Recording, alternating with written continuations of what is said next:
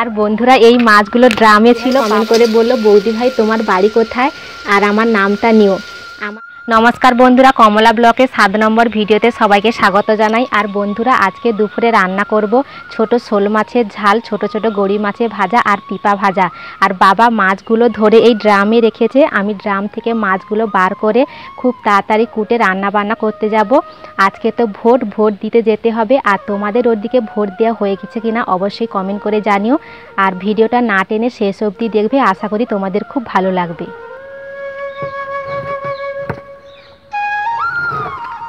এর জলটা ওদিকে ফেলেছি।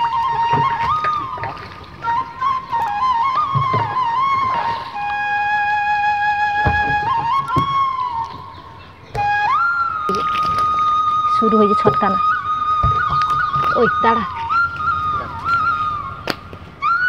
যাবার ধারে হয়েছে, পড়ে যাবে সব মাছ, রইবে নি। আর বন্ধুরা এই মাছগুলো ড্রামে ছিল, বাবা এই মাছগুলো ড্রামে ধরে রেখেছিল। আর এগুলো শোল মাছ বলে সব লাফিয়ে নিচে পড়ে যাচ্ছে। এই মাছগুলো এখন আমি কুটতে যাব।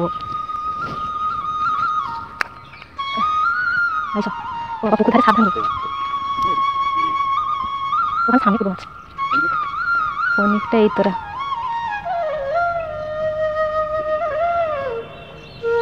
ওখানে মাছ কুটতে নিতে হবে না।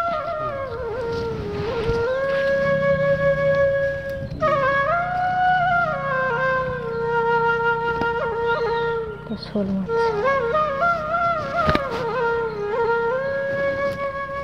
আর বন্ধুরা এই মাছগুলো রান্না করব বলে আমি এখন কুটে নিচ্ছি। আর আগে তো বড় বড় শোল মাছ ছিল, সেগুলো সব খাওয়া হয়ে গেছে। আর এই মাছগুলো খাওয়া শেষ হয়ে গেলে পুকুর তো পুরো জলে ভর্তি হয়ে গেছে, আর মাছ পাওয়া যাবে না, তখন সব নিরামিষ খেতে হবে। কি ছটা দেখো মাছগুলা, এত ছটা রে, বুঝতে পারি না।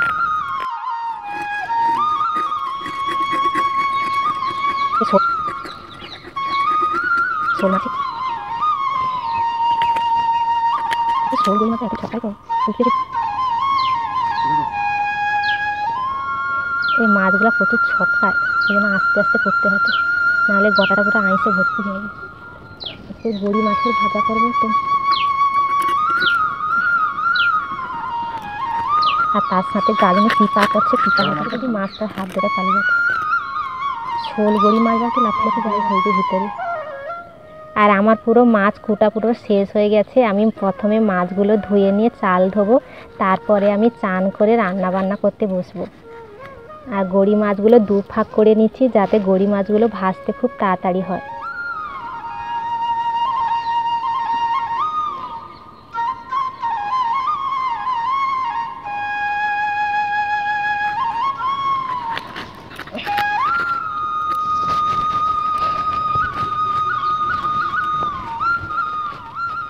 আর আমার মাছ কুটা প্রায় শেষ হয়ে গেছে, আমি আঁশগুলো ফেলে দিয়ে তারপরে পুকুরে মাছ ধরতে যাব। ঢালিতে ফেলে দিই। আচ্ছা বাবা এখনো ঘর আইসেন কেন গো? বাবা ঘর আইসেনি, আজকে তো ভোট আছে, আজকে তো ঘর আসতে হবে। হয়তো দিদি ঘরে রান্নাঘরটা হয়তো হয়নি ভালো মতন, ওই জন্য আসতে পারেনি, নয়তো অনেকক্ষণ আবার ঘর চলে আসতো। এই শোল গড়ি আর ভোরটা এখন বিকাল অব্দি রইবে। আর শোল গড়ি মাছ কুটলে তো প্রচুর হাতে আইস লাগে, মাছ হচ্ছে গোটাটা গায়ে তার আইস, এত মাছগুলো ছটকাই দিল তখন। আর এছাড়া তো ধুয়া দিয়ে তারপরে তো রান্না করতে বসে পনিরটা খাওয়া, যে মাছগুলো ঘষে ঘষে ধুয়ালি ভালো করে। এই মাছগুলো ধুতে একটু বেশি সময় লাগে।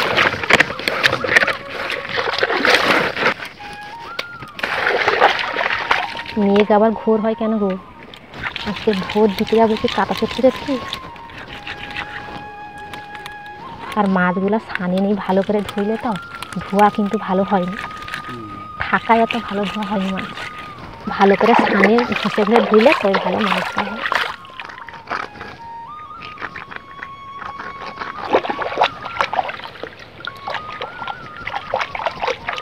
দেখো আমাদের এদিকে প্রচুর বর্ষা হয়েছে বলে পুকুর টুকুর সব ডুবে গেছে, আর তার সাথে মাঠ ঘাটও সব ডুবে গেছে। তো গরুগুলো ঘাস খেতে পাচ্ছে না, গরুগুলো খুবই চেঁচামেচি করছে।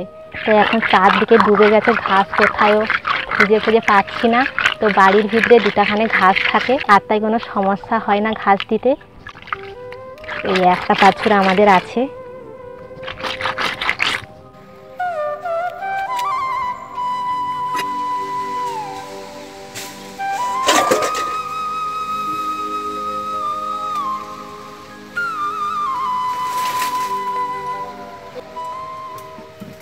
বন্ধুরা, আমার তো মাছ কুটা হয়ে গেছে, আর তার সাথে আমি চানও করে চলে এসেছি। তো আজকের আমি রান্না করব বলে এখন আনিস শাকগুলো বসে বসে কুটে নিচ্ছি, আর তারপরে রান্না বসাবো। প্রথমে আমি মাছের ঝাল করব, তাই মাছের ঝালের জন্য আলুগুলো ছোট ছোট করে কেটে নিচ্ছি, আর তারপরে পিপাটাকে ভালো করে ছাল ছাড়িয়ে ছোট ছোট করে কুটবো। আজকের পিপা ভাজা করব। আমাদের বাড়িতে অনেকগুলো পিপা গাছ ছিল, তো ঝড়ে একটা পিপা গাছে খুব পিপা হয়েছিল, ওই গাছটা ঝড়ে ফেলে দিয়েছে। তো অনেকগুলো পিপাও ফেলে দিয়েছিল, সেগুলো গুঁড়িয়ে নিয়ে এসেছি, একটা একটা করে খাবো বলে বাড়িতে রেখেছি। তো এখন একটা পিপা নিয়ে এসেছি, এটাকে আজকে ভাজবো। আলুগুলো একটু ছোট ছোট বলে কুটতে সময় লাগে। আদা রসুন নেই? রসুন একটুখানি আছে তো। আদা রসুন দিয়ে রান্না ভালো হইতো। আমি কি রসুন চাইলে একটু দেবো? এই ছোট শোল মাছে আর কতটা ভাল লাগবে, বড় শোল মাছ দিলে যতটা ভাল লাগতো সব ভালো লাগবে। আচ্ছা, তাইলে একটুখানি রসুন ছোটো দিয়ে দেবো। আলুগুলো একটু বড় বড় হলে তাড়াতাড়ি কুটা হইতো আর কি। বন্ধুরা, আগে তো আমি বাইরে রান্না করতাম, কিন্তু ঝড় বৃষ্টির জন্য আর বাইরে রান্না করতে পারবো না। তো এখন আমি ঘরে রান্না করছি। তো ঝড় বৃষ্টিতে উনান পুরো ভিজে গেছে, আর বাইরটা একটু স্যাঁতস্যাঁতে আছে। তো বাইরটা শুকলা হয়ে গেলে তারপরে আমি বাইরে রান্না করব, আর ঘরে রান্না করব না। ঘরে একেবারে বর্ষার সময় রান্না করব।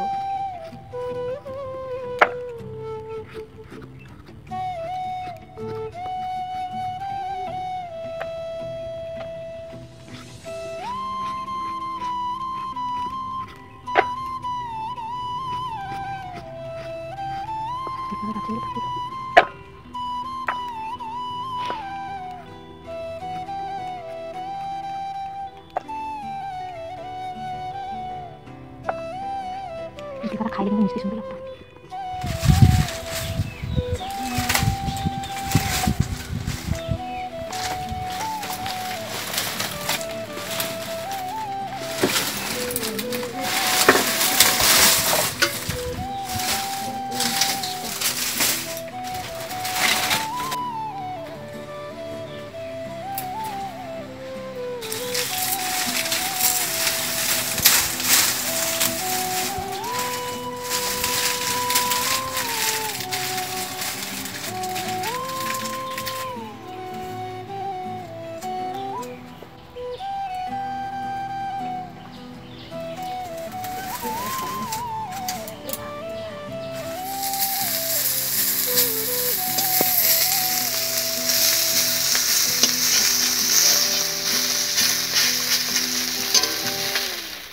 বন্ধুরা, এখন রান্না করতে চলে আসলাম। আর আগে তো আমি আনিসপত্র সব কুটে রেখেছিলাম, আর তার মধ্যে ভাত হাঁড়িটা বসিয়ে দিয়েছিলাম। আর আমার ভাত হাঁড়িটা হয়ে গেছে। এখন আমি গড়ি মাছের ভাজা করছি, আর গড়ি মাছের ভাজাটা একটু বাটি দিয়ে চাঁকিয়ে দিচ্ছি, কারণ গড়ি মাছের ভাজায় রস থাকলে খেতে অতটাও ভালো লাগে না। আর বন্ধুরা, গড়ি মাছের ভাজা হয়ে গেলে তারপরে আমি শোল মাছের ঝাল রান্না করব, আর তারপরে পিপা ভাজা করব। আর আজকে তো ভোট আছে, তাই রান্না করে নিচ্ছি। খাওয়া দাওয়ার পর 3 জন ভোট দিতে যাব।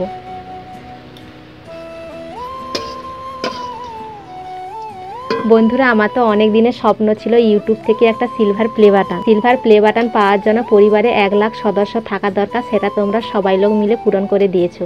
আর 1 লাখ সদস্য হওয়ার পর সিলভার প্লে বাটন পাওয়ার জন্য ইউটিউব থেকে একটা কোড পাঠায়। তো এতদিন কোডটা আমার আসছিল না, কালকে সন্ধ্যাতে ফাইনালি চলে এসেছে। আমরা ফর্মটা ফিল আপ করে দিয়েছি। 15-16 দিনের মধ্যে সিলভার প্লে বাটনটা আসবে। আসলে আমি তোমাদের সিলভার প্লে বাটনটা দেখাবো। আর তোমরা আমার স্বপ্নটা পূরণ করে দিয়েছো, এর জন্য আমি খুবই খুশি। কিছু দিদিভাই কমেন্ট করে বলছিল ভিডিওতে নাম নেওয়ার জন্য, সেই দিদিভাই নামগুলো এখন আমি বলবো। প্রথমে তনুশ্রী দিদিভাই বলেছিল ভিডিওতে নাম নেওয়ার জন্য। হ্যালো তনুশ্রী দিদিভাই, তুমি কেমন আছো বলো। আর তারপরে সুপ্রিয়াশীল দিদিভাই কমেন্ট করে বলছিল ভিডিওতে নাম নেওয়ার জন্য। হ্যালো সুপ্রিয়া দিদিভাই, তুমি কেমন আছো বলো। আর আমার ভিডিওগুলো তোমার ভালো লাগে তো। মিষ্টি দিদিভাই কমেন্ট করে বললো বৌদি ভাই তোমার বাড়ি কোথায়, আর আমার নামটা নিও। আমার বাড়ি দক্ষিণ চব্বিশ পরগনা জেলা বকখালিতে। তোমার বাড়ি কোথায় অবশ্যই কমেন্ট করে বলবে। বন্ধুরা, আমার রান্না বান্না হয়ে এসেছে আর এই ছিল আজকের কমেন্ট। আর ভিডিওটা কেমন হয়েছে কমেন্ট করে জানিও। আর ভিডিও যদি ভালো লাগে প্লিজ একটি লাইক সাবস্ক্রাইব করে দিও। দেখা হচ্ছে পরের ভিডিও, ততক্ষণ তোমরা নিজের খেয়াল রাখো।